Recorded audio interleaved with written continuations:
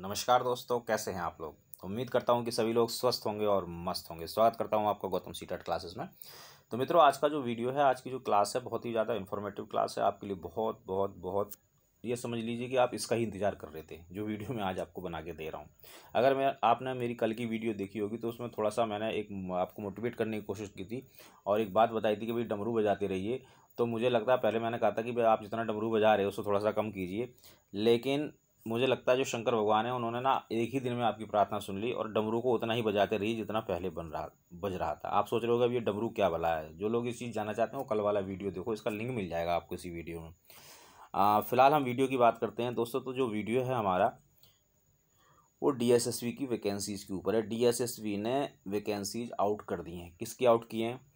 TGT की 6218 vacancy हैं, PRT की 625 हैं, काउंसलर की 50 वैकेंसी हैं, एलडीसी की 278 वैकेंसी हैं, पटवारी की 10 हैं और हेड क्लर्क की 12 हैं। तो आप देख लीजिए 7 हज़ार के आसपास वैकेंसी हैं। तो वैकेंसीज की बिल्कुल भरमार है, उसकी चिंता मत करना। तो टीचर्स की तो बम्पर भर्ती है ही। 6000 देखो ये हो गई और 625 ये हो गई। और ये जो काउंसलर है ये भी टीचर की वैकेंसी होती है।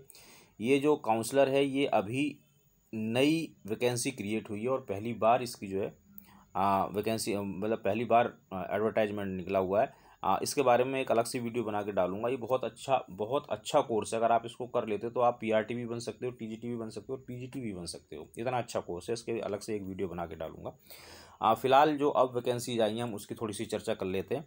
तो मैं आपका ज़्यादा टाइम बर्बाद नहीं करूँगा, क्योंकि मैं हमेशा कहता हूँ कि यूट्यूब पे आप कम से कम समय दीजिए। ज़्यादा से ज़्यादा समय किस चीज़ को देना है आपको, पहले ही बताया, आज भी बता रहा हूँ कि जो सेल्फ स्टडी है उस पर ध्यान दीजिए।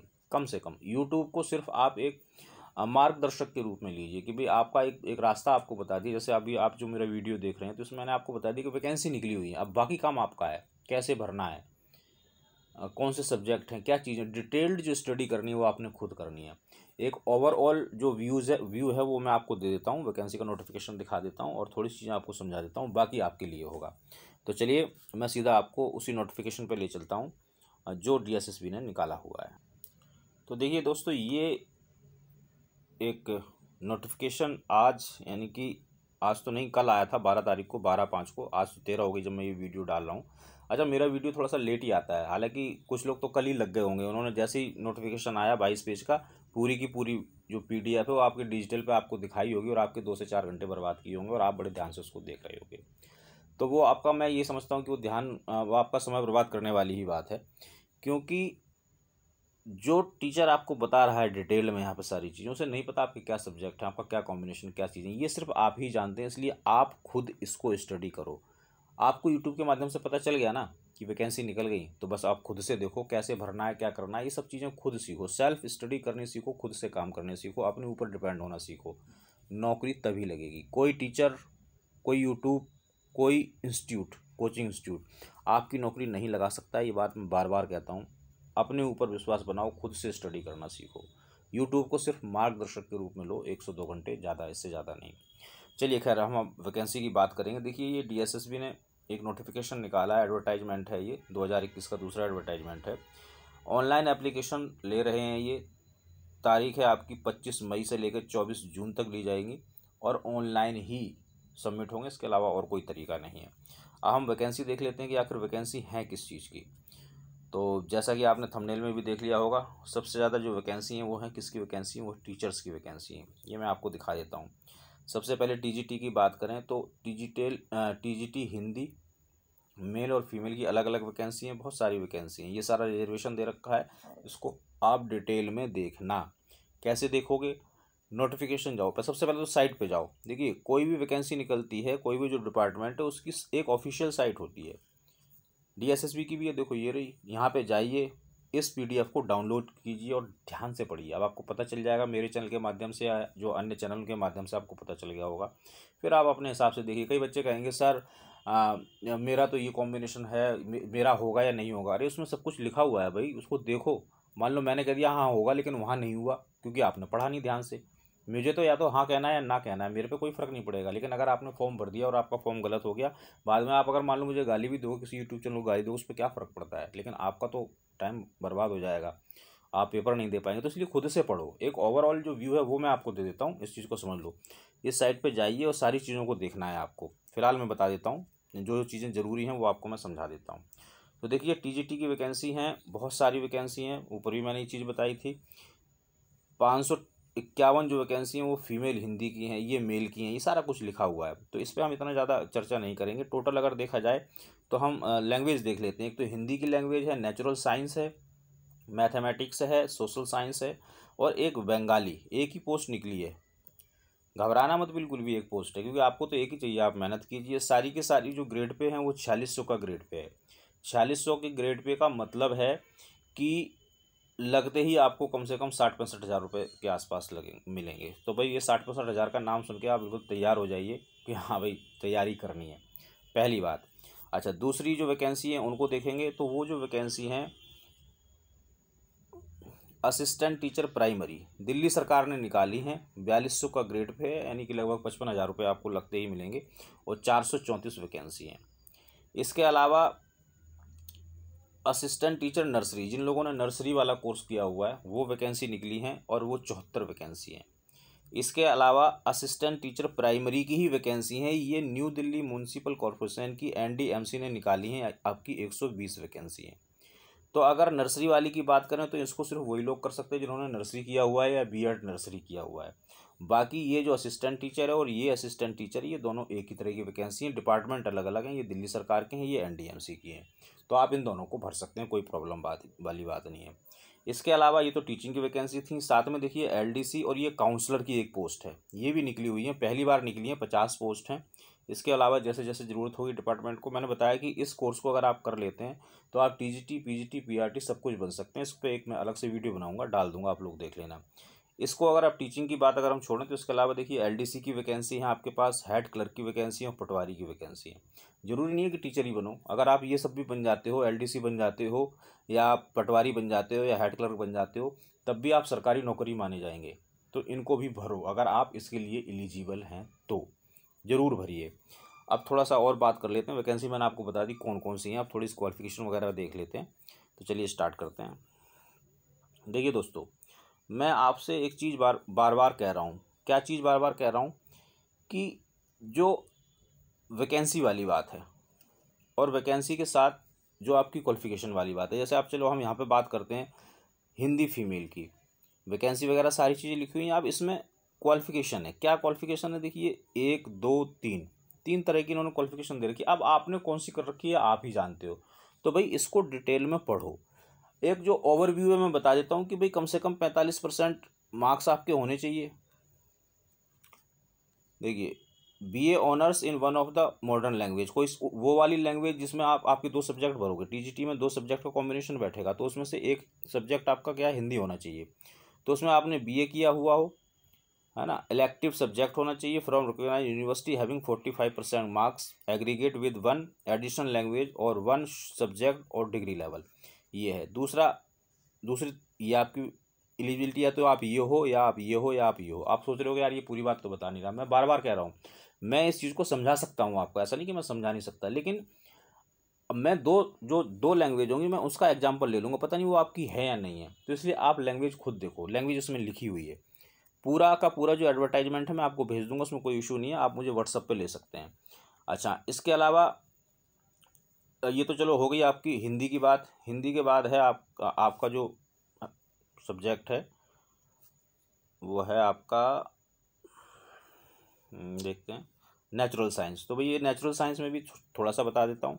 ये इंग्लिश, मैथमेटिक्स, नेचुरल साइंस या सोशल साइंस, इनमें से कोई एक सब्जेक्ट होना चाहिए। एक तो आपके सब्जेक्ट का कॉम्बिनेशन बनेगा, पहली बात ध्यान रखना, और दूसरे आपके पास क्या होना चाहिए, आपके पास होना चाहिए बीएड। बस इतनी चीज़ ध्यान रखो, बाकी चीज़ को आप इसमें डिटेल में पढ़ना। अच्छा, आगे हम चलेंगे, अब सीधा हम प्राइमरी पे ही चलते हैं, क्योंकि और तो सारी जो आपकी टीजीटी की वैकेंसी, तो टीजीटी की मैंने आपको बता दी है। टीजीटी के बाद हम देखेंगे ये मैथमेटिक्स की हो गई, मैथमेटिक्स के बाद भाई आपकी बंगाली की हो गई, और बंगाली के बाद यहाँ से ही शायद आपको मिल जाएगा असिस्टेंट टीचर नर्सरी की बात कर लेते हैं। देखिए नर्सरी में क्या है, वैकेंसी तो थोड़ी सी कम है, ज़्यादा नहीं है, 74 वैकेंसी है, लेकिन हमें और आपको एक ही वैकेंसी चाहिए जिसको भी जो भर रहे हैं। तो इसमें क्या है कि या तो आप class 12th senior secondary 45% marks और डिप्लोमा सर्टिफिकेट होना चाहिए नर्सरी टीचर एजुकेशन में, या बीएड होना चाहिए आपका नर्सरी में। ये कहानी है।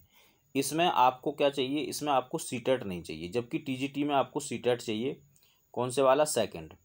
और जो प्राइमरी होगा उसमें चाहिए आपको सीटेट फर्स्ट, लेकिन इसमें सीटेट की ज़रूरत नहीं होती है। खुश हो जाइए जो लोग नर्सरी का पेपर दे रहे हैं कि भाई चलो एक कम से कम सीटेट से तो हम बच गए। आगे चलते हैं। असिस्टेंट टीचर प्राइमरी की बात करें, ये दिल्ली सरकार की वैकेंसी है।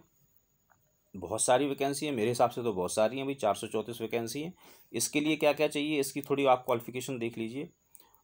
इसमें एक तो आपने सीनियर सेकेंडरी जो डिप्लोमा है वो कम से कम जो आपका 12th क्लास है वो 50% मार्क्स के साथ किया हुआ हो, और प्लस आपने डाइट डाइट बीटीसी डीएलएड, मतलब कुछ भी उसका नाम हो सकता है, अलग अलग जगह पे अलग अलग नाम होते हैं। जो प्राइमरी लेवल तक की होती है वो आपने किया हुआ हो। और कुछ बहुत जो पुराने लोग हैं उनके लिए ये है कि जिनके पास 50% 12th में नहीं है, वो एक कंडीशन है, वो कंडीशन उसमें आप नोटिस में देख लेना, मिल जाएगी।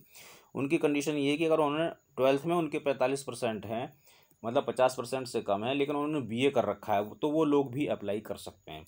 और भाई इसमें आपको सीटेट फर्स्ट चाहिए। सीटेट जो फर्स्ट है वो आपका क्वालिफाइड होना चाहिए। इसको थोड़ा सा मैं आपको और दिखा देता हूँ।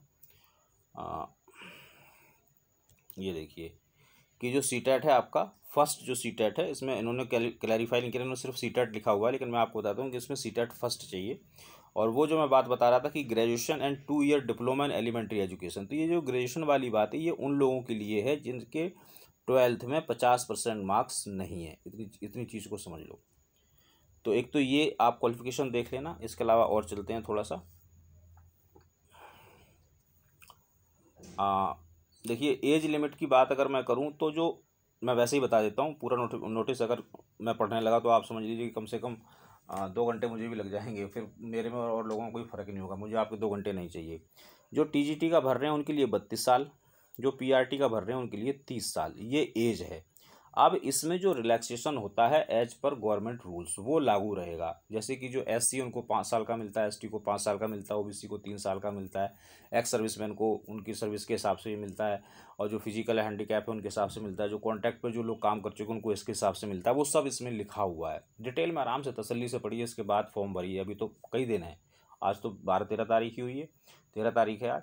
तो आपको 13 तारीख से लेकर 25 तारीख तक नोटिस को ही समझने की कोशिश करना कि वो क्या क्या आपसे रिक्वायरमेंट जो मांग रहा है वो आपके पास हैं या नहीं है। हो तभी फार्म भरना, फालतू में टाइम बर्बाद मत करना। तो भाई एज की अगर बात करें तो एज की जो लिमिट है वो टीजीटी के लिए 32 साल है और प्राइमरी के लिए 30 साल है। यहाँ ये प्राइमरी की लिखी हुई थी तो मैंने आपको बता दी। बी नॉन रजिस्टर्ड पोस्ट है। अच्छा, और आगे चलेंगे, थोड़ा सा देख लेता हूँ मैं आपके लिए। असिस्टेंट टीचर प्राइमरी एनडीएमसी में हो या कहीं पे भी हो, सेम उसकी जो क्वालिफिकेशन सेम है, एज भी सेम है, एज में भी कोई फ़र्क नहीं है। ये मैं आपको और दिखा देता हूँ।